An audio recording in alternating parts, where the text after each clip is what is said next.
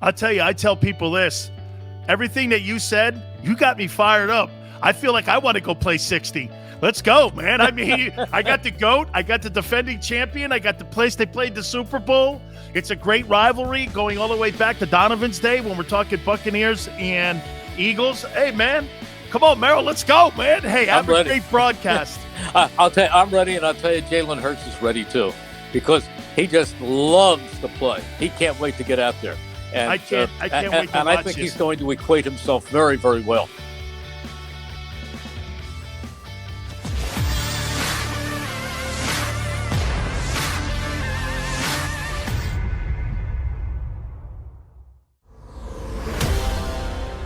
All right. Boy, I'll tell you something, guys. The last time we had Merrill Reese on with us, man, he absolutely killed it. And he was spectacular with us.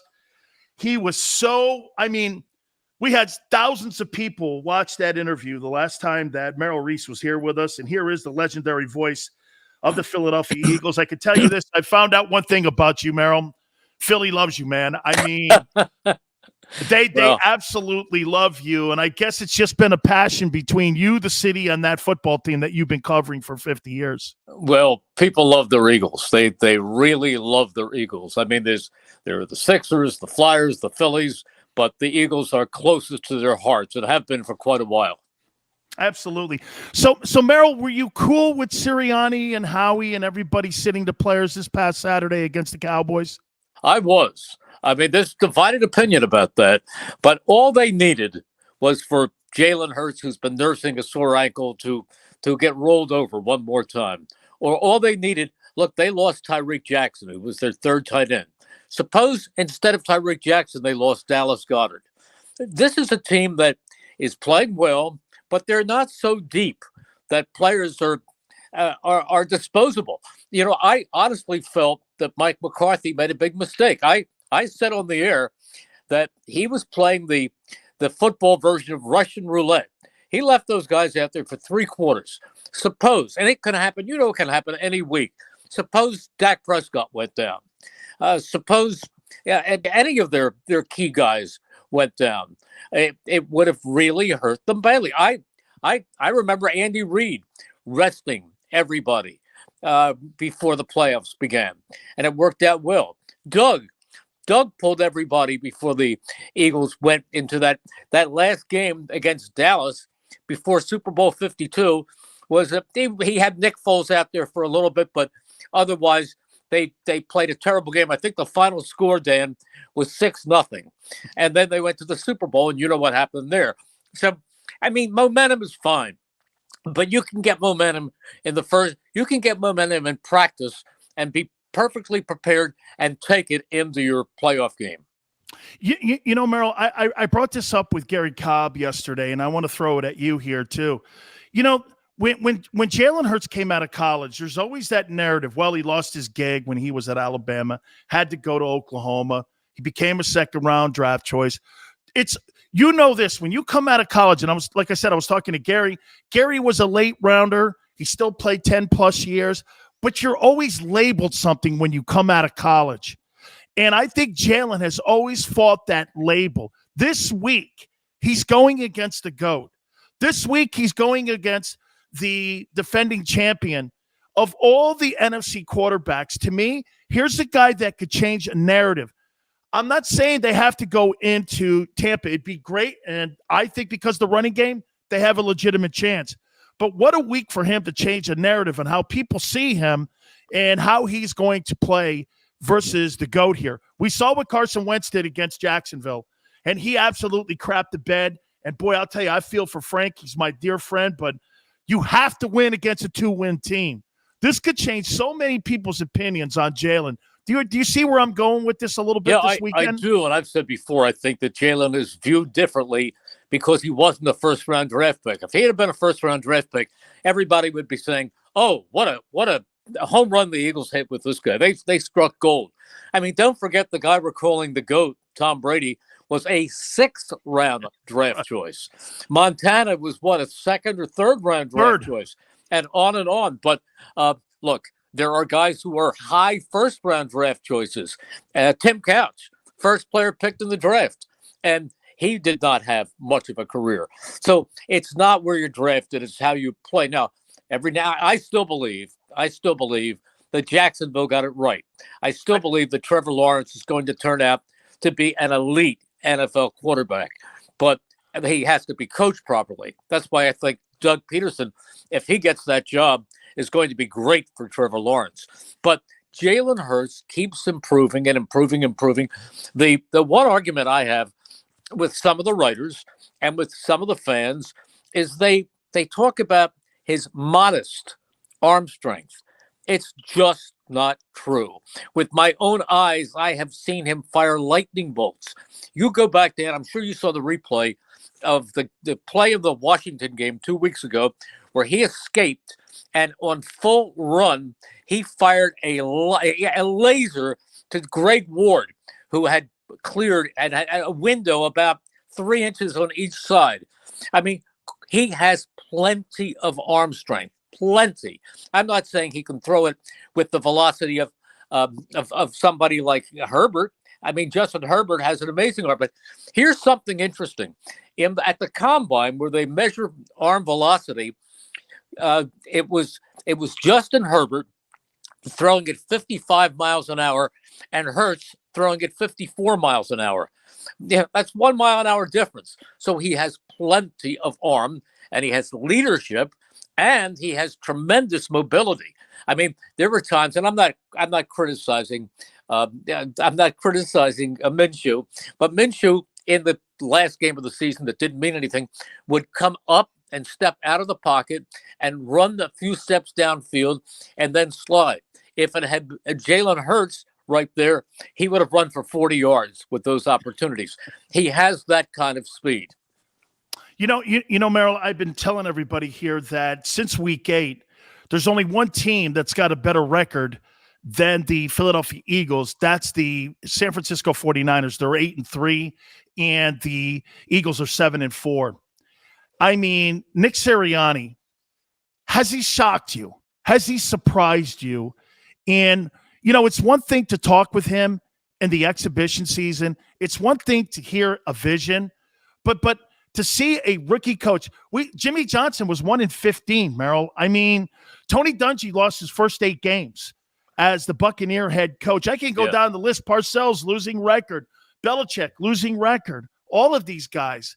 Has Sirianni surprised you?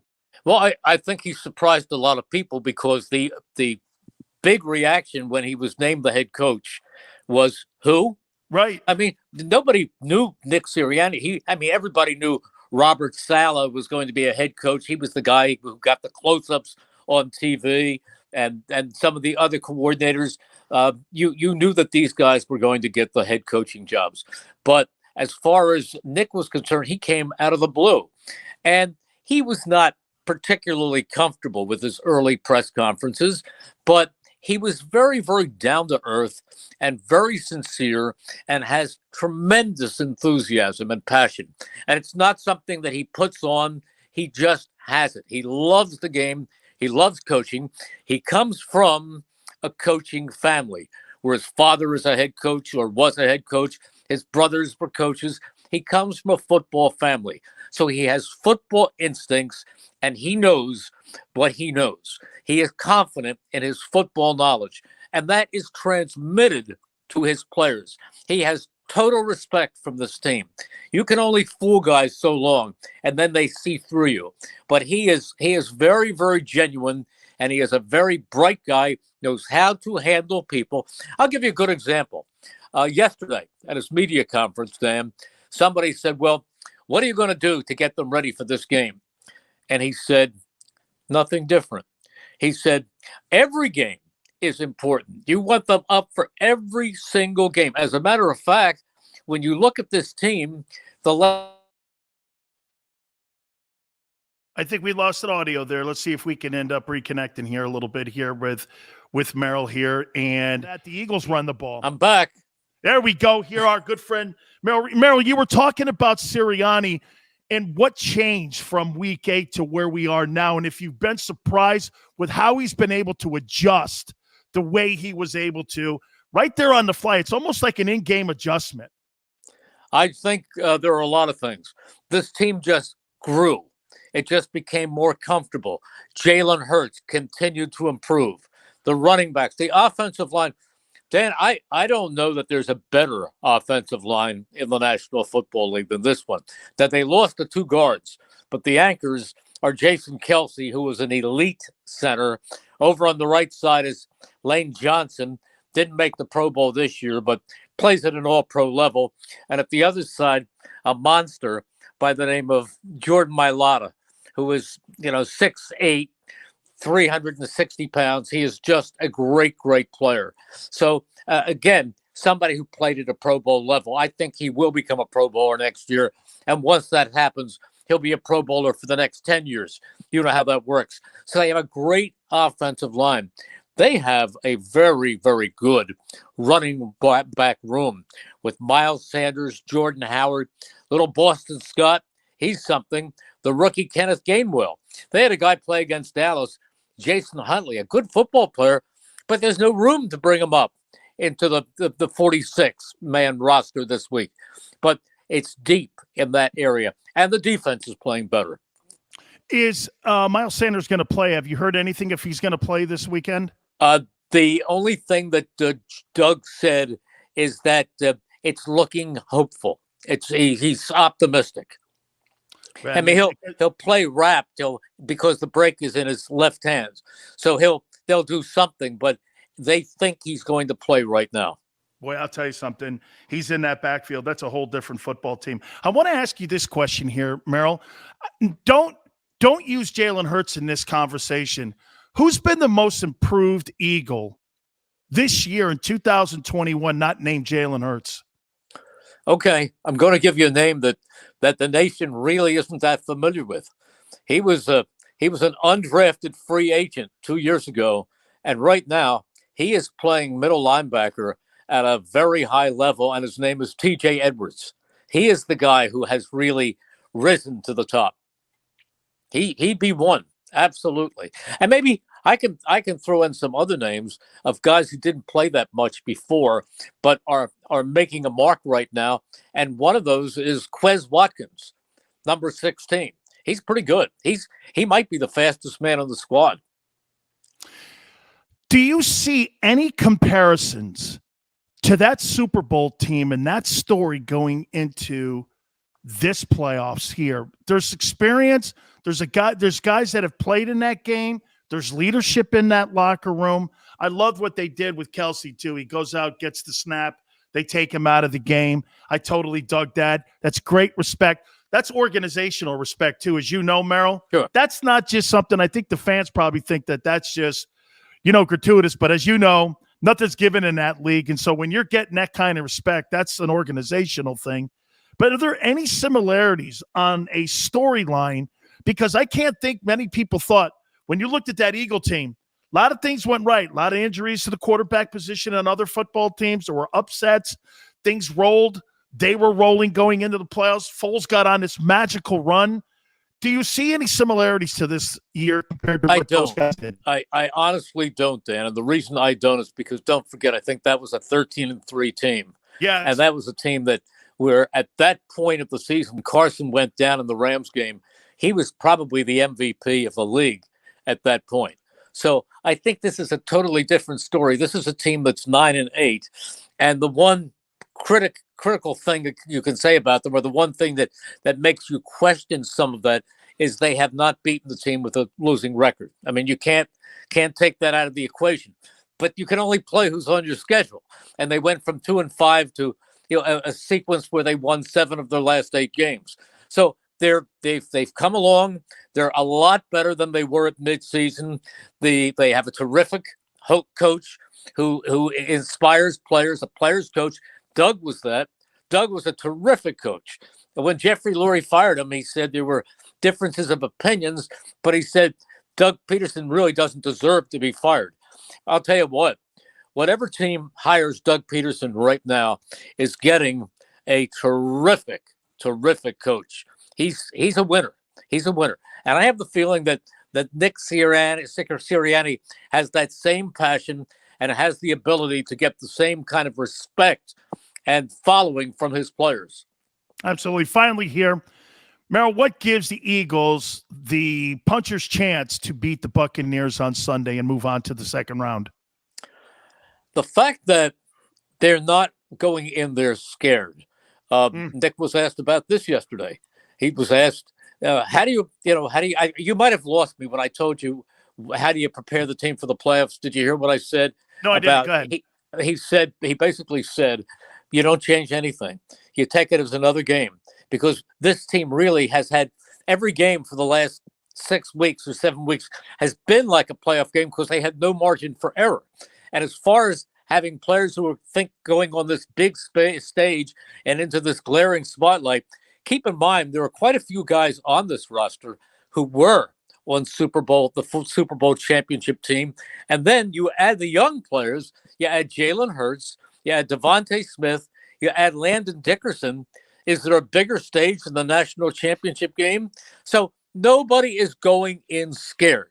They're going in with a lot of pride and a lot of energy, and I think they're going to do all right. Although, to be honest with you, they are the underdog for a reason. You're talking about the Bucs, you're talking about the defending Super Bowl champions, and you're talking about the greatest quarterback, if not one of the greatest quarterbacks who ever lived. So the Eagles have a long way to measure up to that, but they can go out there, and who knows? You get a break here, you get a call there, you come up with 2 turnovers, and strange things can happen. I'll tell you, I tell people this. Everything that you said, you got me fired up. I feel like I want to go play 60. Let's go, man. I mean, I got the GOAT. I got the defending champion. I got the place they played the Super Bowl. It's a great rivalry going all the way back to Donovan's day when we're talking Buccaneers and Eagles. Hey, man. Come on, Merrill, let's go, man. Hey, have a great broadcast. I'll tell you, I'm ready, and I'll tell you, Jalen Hurts is ready too, because he just loves to play. He can't wait to get out there. And I can't wait to watch And I think he's going to equate himself very, very well. I do too. Merrill, thank you so much for taking time with us. Thank you again, my friend. I appreciate it. Have a great call. Thank you, Dan. It's always fun to be on with you. Thank you so much. Merrill Reese with us. All right, guys, hit that like button. We'll respond to things that he said. Keep it right here on the National Football Show.